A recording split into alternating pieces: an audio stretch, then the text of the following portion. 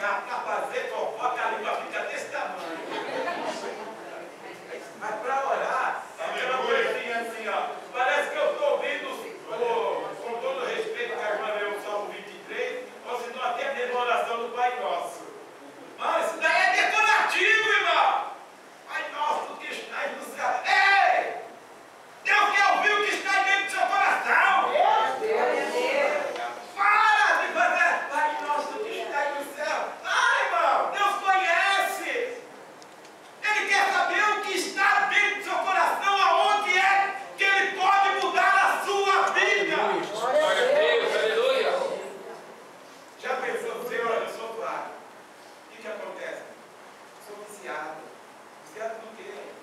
Eu fui escondido. Eu conheço gente que fui escondido. Pega escondido. Também conheço. Tem É verdade. muito não.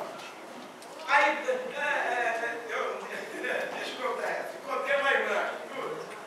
Na rua, irmão. Saia normal, eu lá, eu dei. Aí eu vi que ela estava com cigarro. Ela virou um cigarro assim, né?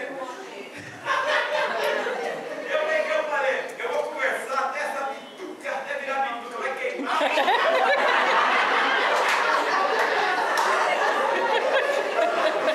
Eu conversando, ela queria sair, eu conversando, vai queimar, vai queimar.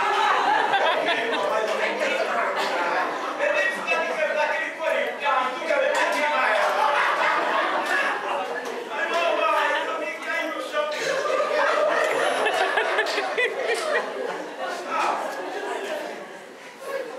Pode enganar eu, pode enganar meu pai, Deus não me engana não. Deus gostou sabia. Eu falei, Jesus é crente. Aí eu pedi oportunidade para cantar.